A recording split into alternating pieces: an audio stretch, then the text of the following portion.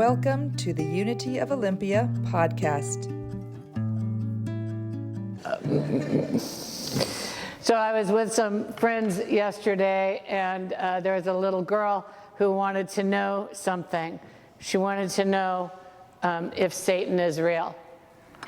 And I'm like, and so there was more explanation coming. Apparently, the children's movies that are being made right now frequently have a Satan figure in them. Did you all know that?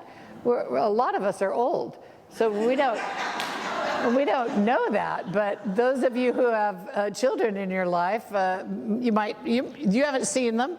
Okay, so now I got to know what kind of movies is that mom letting her kid watch? Because there's a anyway.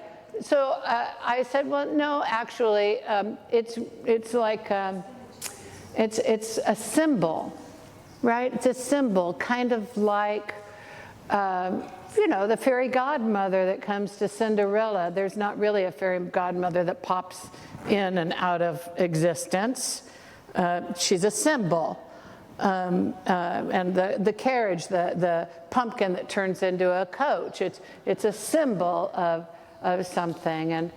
And mostly, people have this idea of Satan so that they don't have to take responsibility for stuff. That's not what I said, but close. Today's lesson is about spiritual understanding. So that little girl asking me about that yesterday was perfect, right? Because spiritual understanding is our approach to everything religious in Unity. It's also known as metaphysics. Historically, we follow a great line of teachers, Plato, Jesus, Charles Fillmore. There's a whole bunch of others in there that all used metaphor, and the study of metaphor would be called metaphysics. Today, metaphysics has fallen into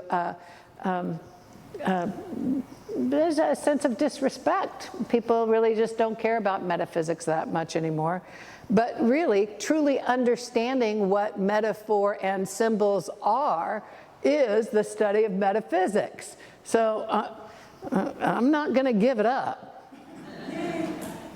Except that the older I get, the more convinced I get that truly to understand spiritually is not necessarily taking the, by the way, that's fun. It's not necessarily taking words and dissecting them and see what they represent, which is what I teach as metaphysics in a metaphysics class. It is taking words and turning into your heart space, your place of the divine, that Christ within, the Buddha nature, and seeking the wisdom from within about what does this symbolize, what does this mean to me, and how can I become more of who I've come here to be with this understanding. So it's through spiritual understanding that we can claim that every one of us, every single human being, yes, even them, has unlimited potential. Not because of how we think or what our intellect provides us, but because of the infinite presence of God expressing as us. We are not limited by our past, our education, our circumstances, or our doubts. We are shaped by the divine life that lives in and through and as us.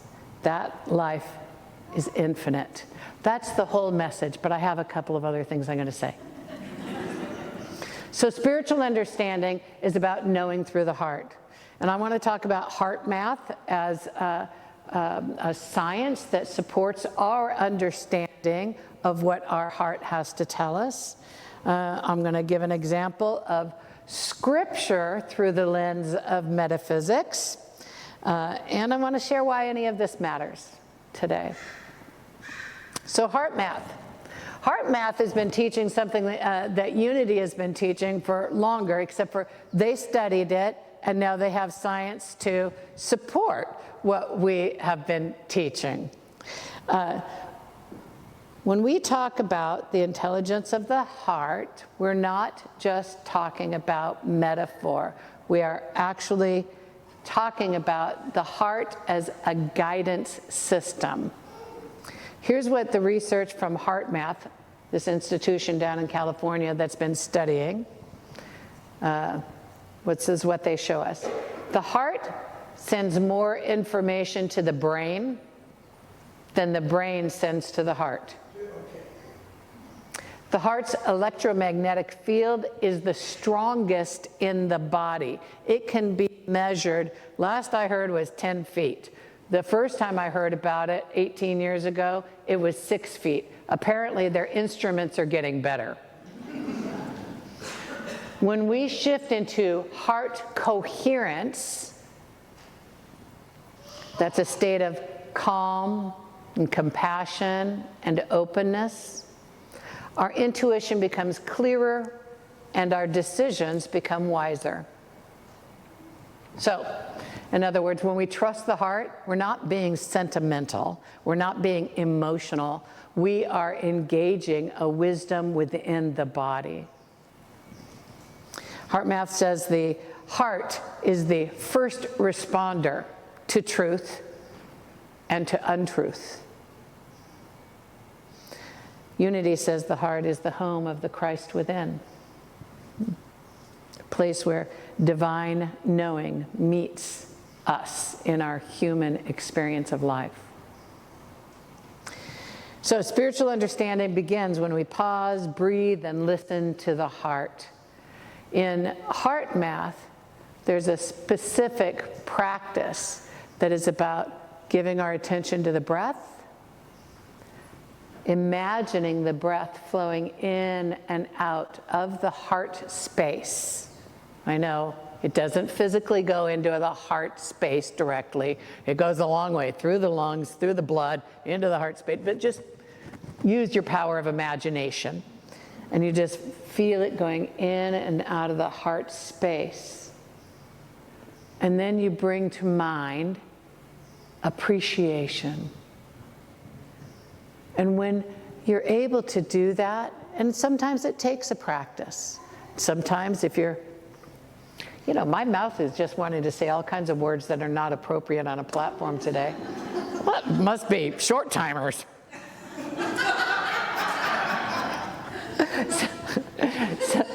So when you're challenged emotionally, it can be challenging to get into that space of appreciation.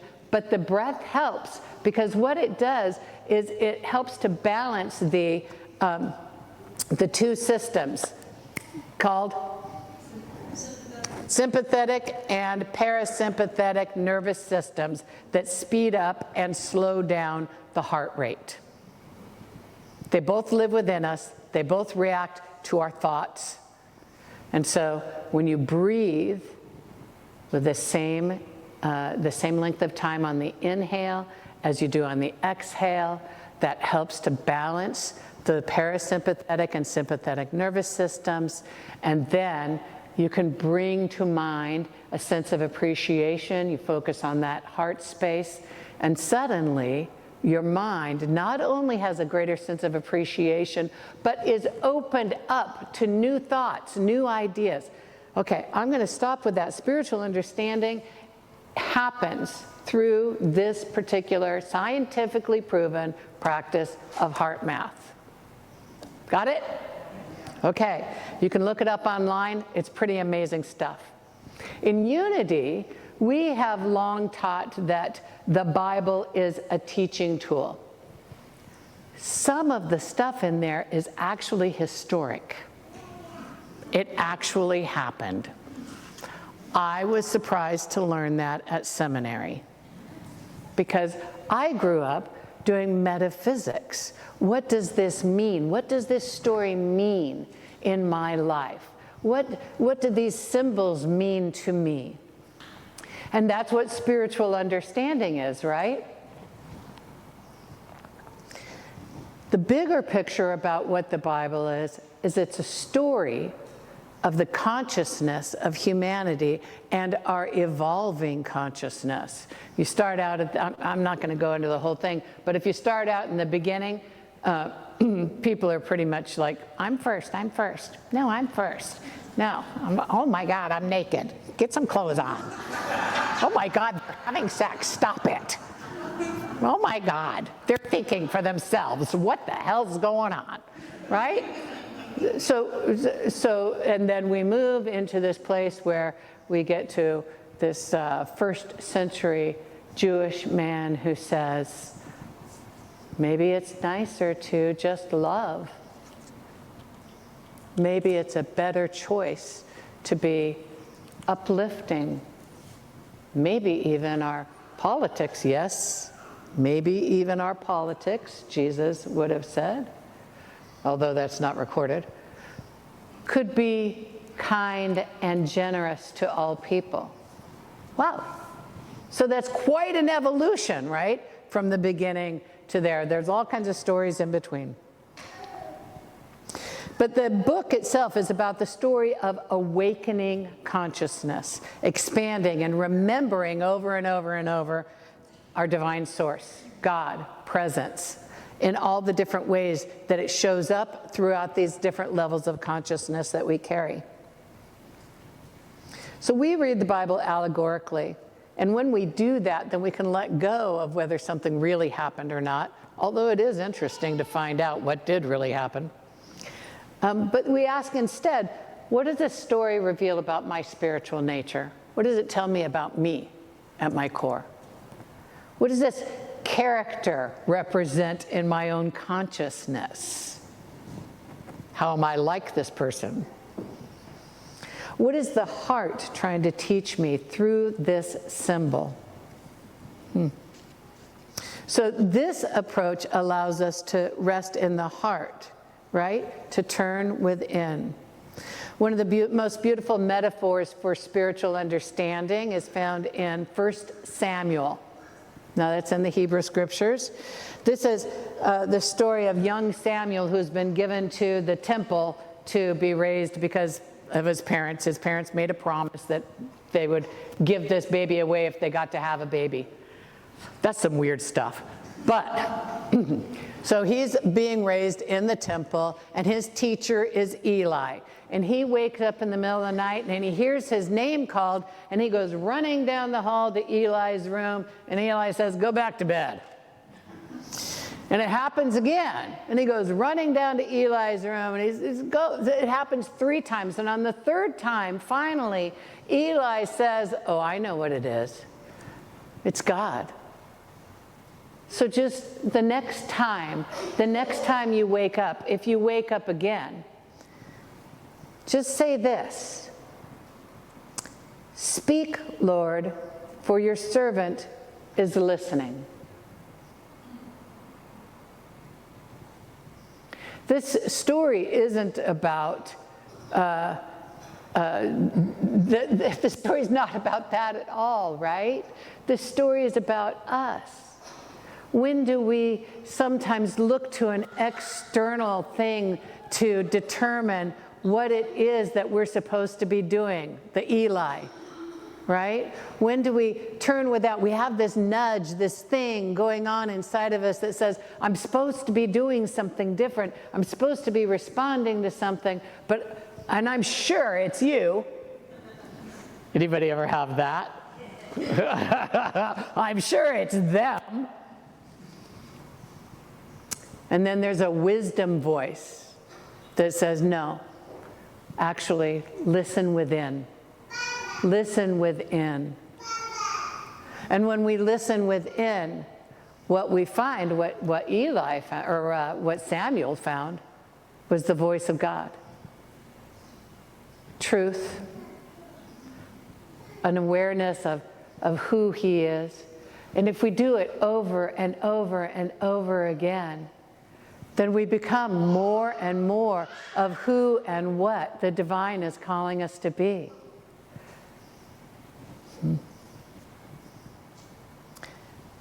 So once Samuel recognizes the voice, he listens. Once he listens, he acts. And once he takes action, follows direction, he is changed. And that is the same thing that happens for us. We hear something in the heart, we trust it enough to follow it, and we allow it to change us. Spiritual understanding provides a path for transformation. Now, I know that a lot of you came to Unity and you thought, oh, this is what I believe. I never have to change again. But really, that's not what Unity teaches. Unity teaches transformation. Unity teaches that by turning to this wisdom within, whether you call it God, Source, Father, Mother, whatever you call it, that by turning to this source within us, by listening, by seeking to understand what it is that is our highest calling, that we take action and we are willing to be changed. I've been working on this idea that there's this sort of a 12-step equivalent to AA and all of the A's that are out there that are for normal people. Normal. And the first step is, are you willing to be changed at depth through personal development and spiritual experience? And I do believe that that is the very first step, is are you willing to be changed? That's what spiritual understanding does. If we actually turn within. You know, the truth is that we're changing all the time. The question is, will we pay attention to how we're changing, or will we ignore it and act like we're not? Because I think that's what happens to most of us, is that we go to school when we're children, and we know that we're supposed to be learning things. Some of us actually do our homework, and some of us do not. And some of us do homework for a while, and then, right? And we purposely try to learn things. And then we get to this place, and our culture reinforces this idea that once you're 25, your brain is done developing and you're done growing. You're all grown up now. You don't need to make any more changes. But then stuff happens. And the question is, can we interpret that stuff through a spiritual lens? Can we turn within and seek from our deepest core of who and what we are, the wisdom that tells us how to be with this now, how to understand it now, how we might choose some action now and even be willing to be changed. Being willing to be changed for good is one of the most powerful spiritual choices we can make. It means letting the heart teach us. It means letting intuition guide us. Letting the divine presence expand us. And letting spiritual understanding reshape how we see ourselves and our world. Or it means, like Samuel with his language saying, speak, Lord, for your servant is listening. In Unity speak, we say, Spirit within, I'm willing. Spiritual understanding is not a destination. It is a way of living. It is the practice of listening deeply, trusting boldly, and allowing ourselves to be changed by infinite presence that lives in us and as us. The heart knows, the heart remembers, and the heart guides. And when we follow it, we awaken to the unlimited potential of our own divine nature. In closing, I want to share this beautiful poem from Hafiz the 14th century Persian poet. It used to be that when I would wake in the morning, I could, with confidence, say, what am I going to do? That was before the seed cracked open. Now, Hafiz is certain there are two of us housed in this body, doing the shopping together in the market and tickling each other while fixing the evening's food. Now, when I awake, all the internal instruments play the same music. God, what love mischief can we do for the world today? Friends, may we each be spiritually guided such that this seed cracks open within us. May we be people who listen. May we be people who trust. And may we be people who are willing to be changed for good. And so it is.